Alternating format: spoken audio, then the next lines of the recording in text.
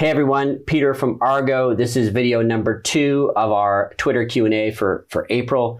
Thank you for your questions again, and for your comments on video 1, which we put out yesterday. So this is video number 2. I'm gonna jump right into it. A bunch of questions about Texas to start. So let's talk about the Lone Star State. Number 1, Ace AI 13 asks, why Texas? It's hot. Wouldn't it cost more to mine? So Ace, Texas has some advantages, namely tons of renewable power and low cost renewable power. And they also have a really competitive grid structure where you can get really low cost PPAs, power purchase agreements, from various providers. And it's really, like I said, competitive. There's lots of opportunities for kind of being, as I've said before, being this accordion, allowing, allowing things to kind of slow down and shut down a little bit when, not shut down, but kind of draw down power when there's a huge demand, like certain summer days. And then the rest of the time, just mining at really low cost power. So it's a great place for miners that can kind of act as a steady load, but can also give power back to the grid when needed, so that the grid can use it. Because, in many places like Texas, there's more power, there's more capacity than is needed. So the capacity, because you build, the capacity for the hottest days, the biggest days of power usage. So that's why Texas is a great place, because there's lots of capacity and it's cheap and it's renewable. In terms of heat, we have ways in dealing with heat. There's other miners that have gone ahead before us, so we're not the first one moving into the area. I think some of you saw that Riot Blockchain just acquired Windstone US, which was being run by Northern Data in West Texas as well. So it's a tried. I wouldn't say it's a well-worn path, because this whole industry is so new. But there's certainly ways to mine in Texas in an efficient manner, even despite the fact that the summers are really hot. Lotto Hopes, at Lotto Hopes, amazing pace of growth and transparency. Thank you. My question, are there tax benefits to Argo, to ARB, HODLing coin versus fiat equivalent? No, I don't see any kind of huge tax incentives. What considerations led us to choosing Texas? I just kind of talked about that. I'll talk about that more because there's more Texas questions coming after this. Will the Epic rigs be immersion type? Immersion's definitely, on our radar, something we're doing a lot of research into right now. We haven't announced anything about, how the Epic rigs will be running, or kind of what type of rigs will be running alongside the Epic rigs in Texas. But yes, immersion is going to be a big part of not just our future mining plans, but the industry in general, because it's a really solid way to cool rigs, and there's less vibration. The rigs last longer. There's lots of good reasons to look at immersion. You can push the machines harder. So immersion will be a big part of what Argo does in the future. I can say that. Kev Wed at Wedgie741 keep up the great work, guys. But can I ask if all the machines that are going to be installed in the Tex facility are the Perry Hottie at Perry Hottie? That's Perry's Twitter handle. Spec custom Epic machines, or will there be some of the existing machines installed as well as there as well? So it's a good question. So obviously, Epic machines going to be there. We will have other machines other than the Epic machines there as well. And then when the machines from other facilities that are in the US, when those contracts are up, when those terms are up, we can move some of those. We will move some of those to kind of long-term, to their long-term home in Texas, with the understanding that, mining cycles in general, technology cycles are 3 to 5 years. So there might be some machines where we're like, it's not really worth moving them. We'll let them kind of live out their lifespan currently where they are under their current agreements. But in general, Texas is going to be our flagship facility. And that's where we're going to do, a ton of well, not just R&D, but also a ton of mining. That's really going to be the place we want to build up. We have access up to 800 megawatts, which is an enormous amount of capacity.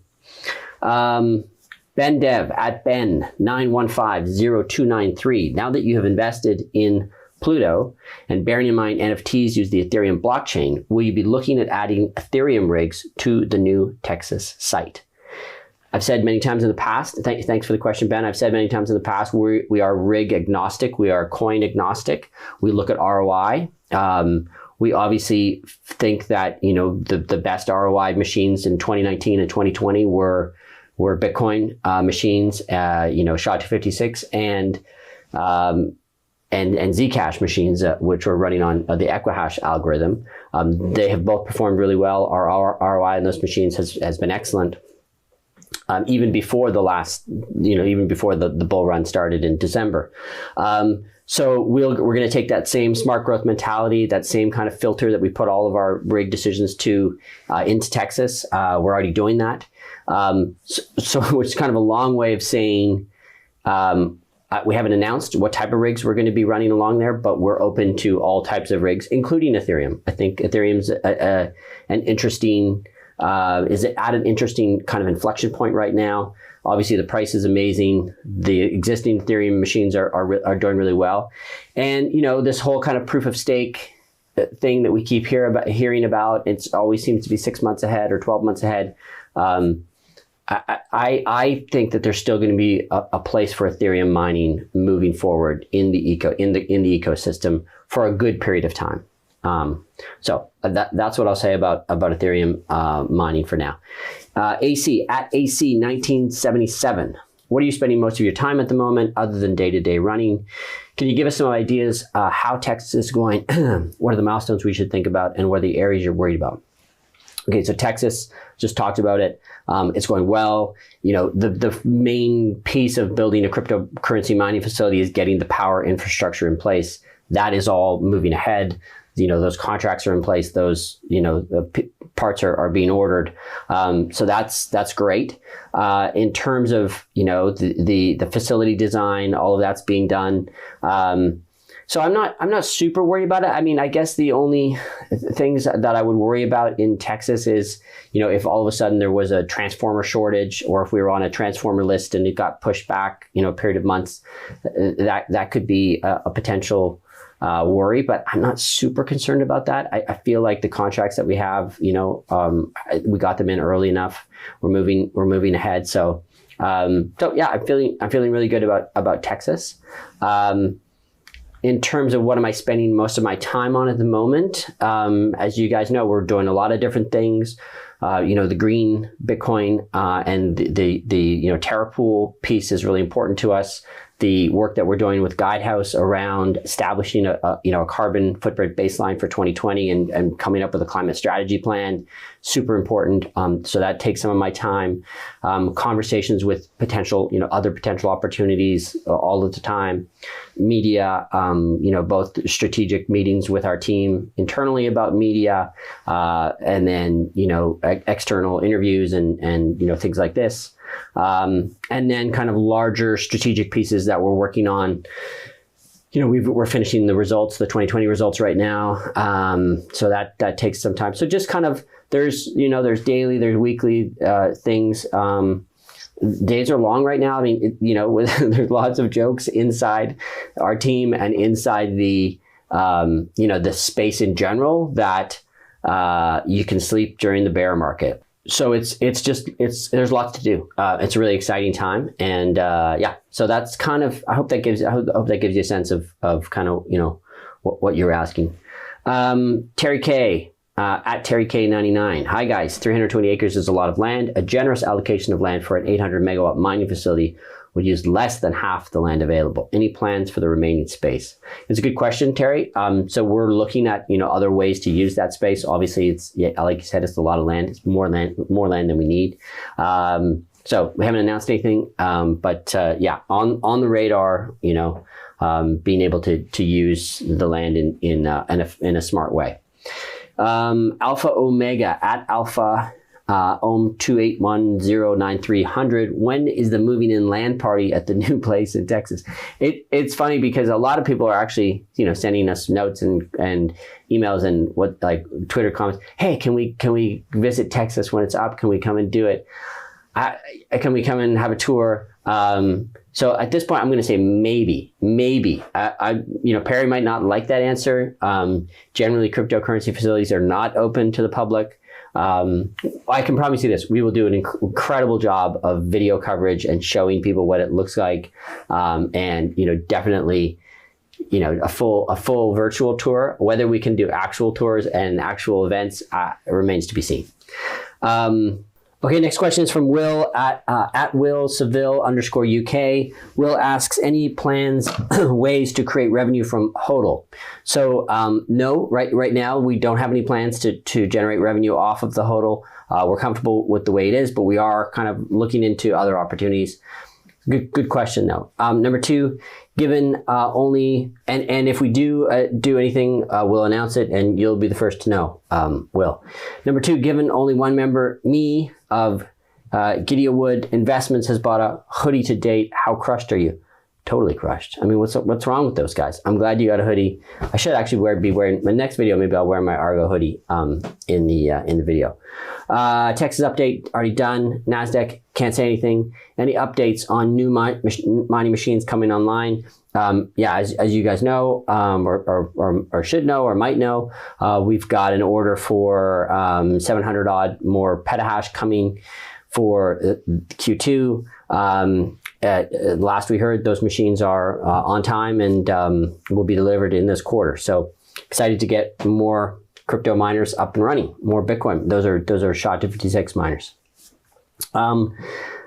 Thomas Dorr at Thomas Dorr 12. Everyone remembers the day, moment they first heard about Bitcoin. What is your memory?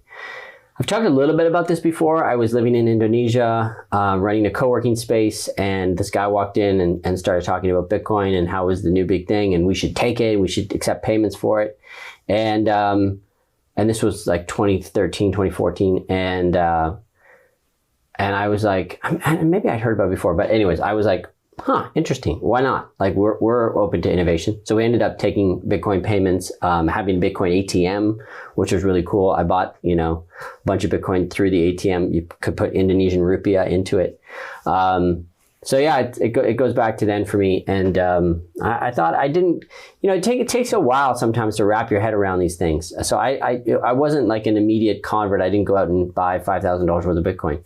But I did have on my to-do list at one point, like buy 5K of Bitcoin in like 2015 and 2016 for like a year, and I never did. But we did accept payment in Bitcoin, so we had a lot of Bitcoin come through our hands, and I ended up, we ended up converting most of it into rupiah, which I've said before. Yeah, it's an amazing technology. It's early days. I saw some things yesterday about how, Bitcoin has reached $1 trillion market cap way faster than any other technology company or any other technology in history. So as everyone knows, I'm really bullish. Okay, next question. At Betley Invest asks, what is the end point to Argo? Do you just intend to keep mining and hodling Bitcoin and altcoins in, say, 10, 20, 30 years and beyond, or play a part in blockchain development? I'm intrigued to know what a CEO thinks the future will look like for a cryptocurrency mining company. So I think I answered this a little bit in the video I did yesterday, where I talked about kind of, different revenue streams that we're looking at. I think mining is a really important revenue stream for us in the short term, in the medium term, and will be a part of what we do in the long term. But that being said, the second part of your question, blockchain development, blockchain technology, engaging in that ecosystem, being a trusted partner, being a brand, being someone that's been around. I mean, the thing about cryptocurrency is that it does take the cryptocurrency world it does take a while to build up a reputation and build up connections and figure it all out and figure out it's still a very small community of people. So it's we've got a great reputation now in the space that we've worked hard to build. People want to engage with us, want to talk with us, and I think we can expand. Maybe expand is not the right word, but we can build different parts of the company as we go. So it's early days. It's hard to say exactly what parts of are going to make the most sense for us. There's lots of iteration. So yeah, hope that gives you a sense. But HODLing is always going to be an important part of what we do because these assets are scarce and they will appreciate in value over time. Jock2112 asks, should we use green laser eyes on profile pics or stick with red? I think red. I like the red laser eyes. Niznav at 31 Nizar ask, would you rather be a legendary basketball? Because we did ask, just to be clear, there are some lighthearted ones because we did ask people to make us laugh in the Q&A thing. So there is a bit of a lighthearted theme for some of these. Would you rather be, 1, a legendary basketball, any sport player for a very average mid-table team, or 2, a very average player for a top team? It's funny that you asked this, Niv, because I asked this to my kids the other day. And they both said that they'd rather be an average player for a top team than a legendary basketball player for a very, very average mid-table team. This is a tough one. I actually don't know how to answer this one. But I think it's probably the first. I think I'd rather be a really good player for an average team than an average player for a top team. I mean, it's a tough one. Ideally, you're both. Ideally, you're a legendary player on an amazing team. Claire Wood at C Bowler, 1981. I'm a bit obsessed with Argo. Is there an Argonauts Anonymous group I can attend? An Argonauts support group? Well, there's a Telegram channel out there, which is very active. There's, there are Argonaut shareholders I know who have gotten together, and now, if you're in the UK, you can actually get out of the house, which is great, and meet up. I think we should at some point have like a big Argonauts party somewhere, maybe in London, maybe eventually somewhere in the US as well. So once we can all travel again, let's do that. We should. I like the idea, Claire. Maybe you can organize it of like an Argonauts evening or fest day or something like that. That would be fun. Kev at Cloak Kevin. Cloak Kevin? Yeah, at Cloak Kevin. My name is Kevin and I'm an Argoholic. No questions, just keep up the good work. There you go. Kevin, you can come to our come to the party as well.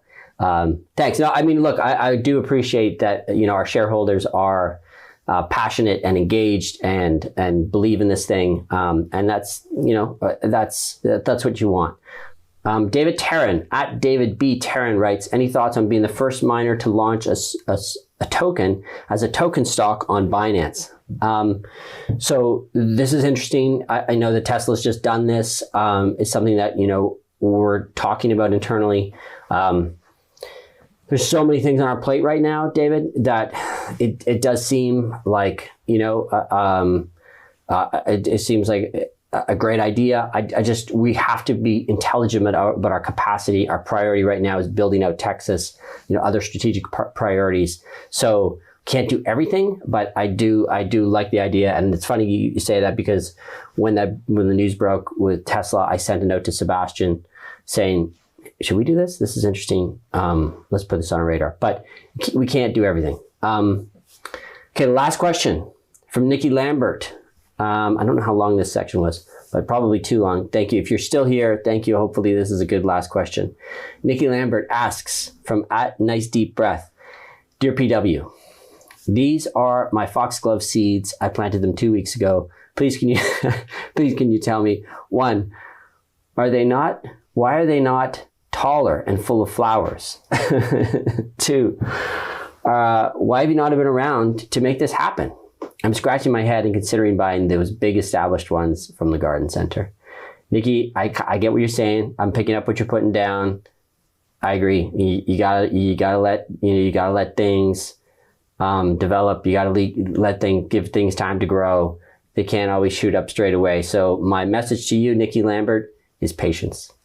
All right, thanks everyone. That's video number 2. Video number 3 is coming soon. And yeah, thanks again for all your engagement and your questions and your support. Even those of you that ask difficult questions and slander me on Twitter, totally. That's what I'm here for. So it's all. Yeah, you guys as shareholders, and I did tweet this morning when I retweeted the thing. I think the shareholder questions, shareholder engagement makes us better. I read these questions. I think about the ideas. We share them internally. Again, can't be everything to everyone. and we're not going to please everyone, and that's okay. But this is important to us. Thanks, everyone.